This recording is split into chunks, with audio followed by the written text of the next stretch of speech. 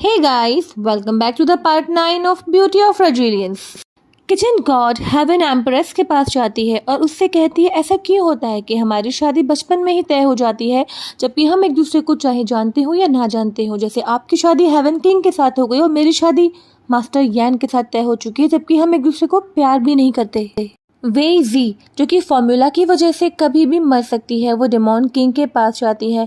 Demon king जब वेई जी के हाथ पर फॉर्मूला देखता है तो वो उससे कहता है कि अब तुम्हें मास्टर यैन को प्यार करना बंद करना होगा, वरना जल्दी ही तुम्हारी मृत्यु हो जाएगी और फिर से तुमने वही किया जो तुम्हारी पिछली जिंदगी में हुआ था।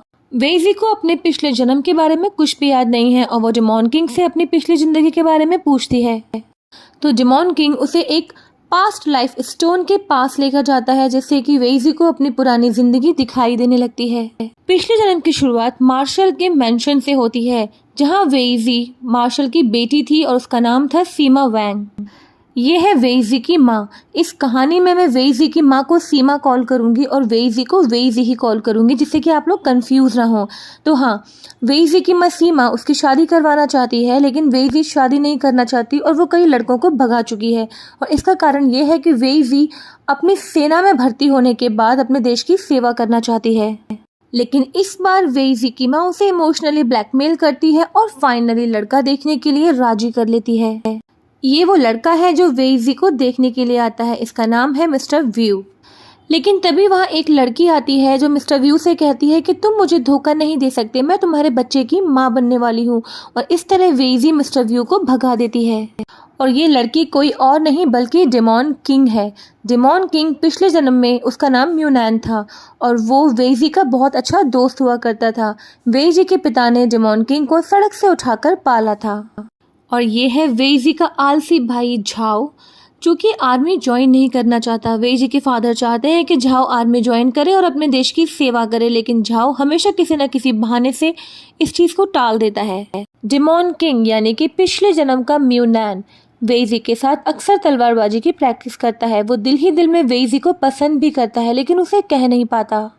वेई जी अपने पिता से अपने भाई झाओ की जगह कमांडर बनकर आर्मी ज्वाइन करने के लिए कहती है, तो उसके पिता कहते हैं कि किंग कभी भी इस बात के लिए नहीं मानेंगे कि एक लड़की आर्मी ज्वाइन करे।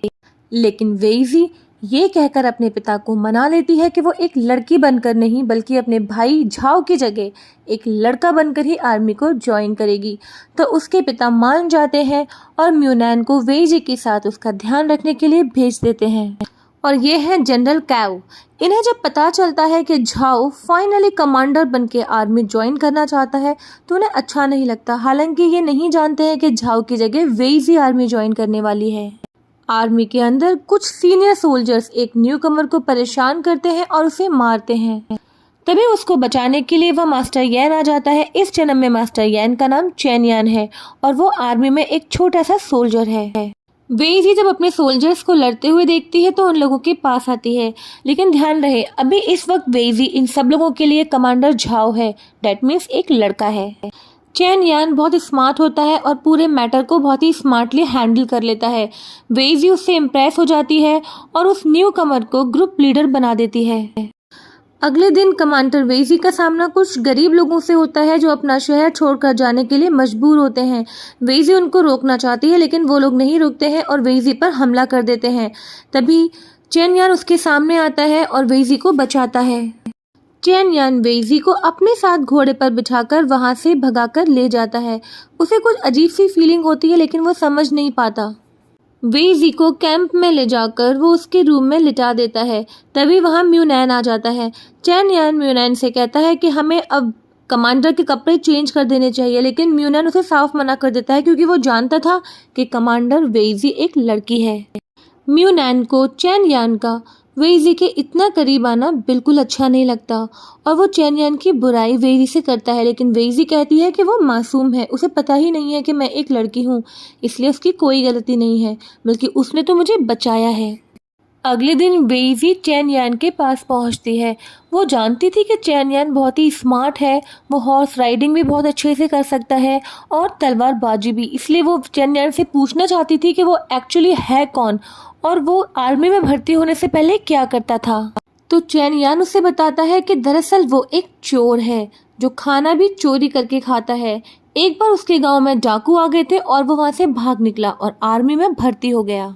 इसके बाद चेन यान वेजी से पूछता है कि तुमने आर्मी ज्वाइन क्यों की, तो तुम तो अपनी जिंदगी बहुत अच्छे से बिता सकते थे क्योंकि तुम्हारे पिता मार्शल हैं। तो वेजी जवाब देती है कि मैं अपने देश की सेवा करना चाहती थी और इसीलिए मैंने आर्मी ज्वाइन की। तभी उन लोगों को पता चलता है कि जिंग की सेना उन पर आक्रमण करना चाहती है और इस वक्त उनके आसपास ही है। वो लोग छुपके उस सेना को देखने का प्लान बनाते हैं। उन लोगों का प्लान होता है कि वो जिंग की सेना के खाने पीने का सामान और उनके हथियारों को नष्ट कर देंगे, जिससे कि सेना अपने आप थक के चली जाएगी। लेकिन ऐसा हो नहीं पाता है और वेइजी और चेन यान दोनों ही पकड़े जाते हैं और उन दोनों को रस्सियों से बांध के एक कमरे में रखा जाता है। वेइजी को बचाने के लिए चेन यान झूठ बोल देता है कि मार्शल का बेटा कमांडर झाओ वो है। इसके बाद चेन यान एक चाल चलता है और वो आदमी जिसने उन्हें बांध के रखा था वो उसे बेहोश कर देता है।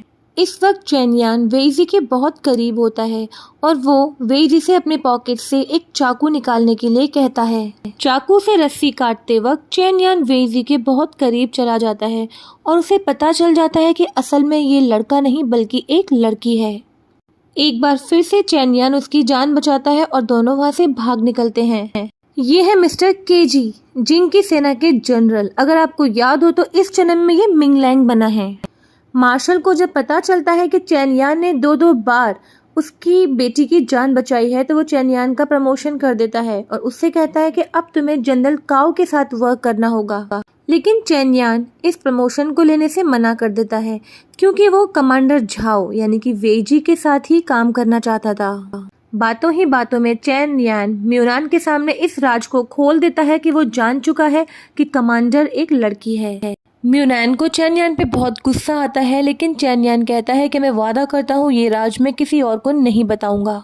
रात में जब वेइजी नहा रही होती है तभी चेन यान अपने कुछ दोस्तों के साथ नहाने के लिए पहुंचता है। चेन यान जब वेइजी को देखता है तो वो अपने दोस्तों को वहां से भगाने की कोशिश करता है क्योंकि उसके दोस्तों को नहीं पता था कि ये एक लड़की है। इससे पहले कि उसका कोई दोस्त वेइजी के साथ बाथरूम शेयर करता, वो खुद बाथरूम में घुस जाता है और अपना मुंह फेर के खड़ा हो जाता है और वेइजी को जल्दी से कपड़े पहन लेने के लिए इशारा करता है। वेइजी चिंता में पड़ जाती है कि चेन यान को कैसे पता चला कि वो एक लड़की है, क्या उसने कुछ देखा है। अगले दिन वो चेन यान के पास जाती है और डायरेक्टली उससे पूछ लेती है कि तुम्हें कब और कैसे पता चला कि मैं एक लड़की हूँ।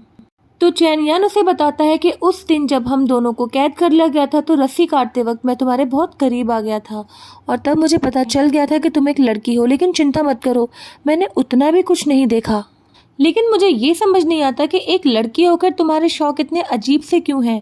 तुम्हें तो सिलाई, बुनाई, कढ़ाई और खाना बनाने का शौक होना चाहिए। वेइजी उसकी बात का कोई जवाब नहीं देती बल्कि उसे घसीटती हुई किचन में ले जाती है और कहती है कि आज तुम्हें खाना बनाने में मेरी मदद करनी होगी क्योंकि आज म्यूनैन का बर्थडे है और मैं उसके लिए कुछ स्पेशल बनाना चाहती हूँ अपने हाथों से। चेन यान जो कि खाना बनाना भी जानता था वो अच्छे तरीके से सब्जियां काटता है और वेइजी की डिश बनाने में हेल्प करता है। म्यूनैन को जब पता चलता है कि वेइजी ने उसके बर्थडे के लिए अपने हाथों से एक डिश बनाई है तो वो बहुत खुश हो जाता है। वेइजी की आर्मी में खबर आती है कि जिंग सेना का जनरल शांति वार्ता करना चाहता है और इसके लिए वो मिलने के लिए आना चाहता है। लेकिन ये लोग अभी भी डाउट में है कि वो ऐसा क्यों कर रहा है और इसीलिए ये अपने सेफ्टी के अरेंजमेंट्स करना चाहते हैं। आर्मी के काम से थकने के बाद वेइजी की अचानक आंख लग जाती है, लेकिन तभी चेन यान आता है और उसे ब्लैंकेट उड़ाकर चला जाता है और उसे ऐसा करते हुए वेइजी देख लेती है। अगले दिन पूरी आर्मी सेफ्टी के अरेंजमेंट्स करने के लिए लग जाती है क्योंकि जिंग सेना का जनरल आने वाला था।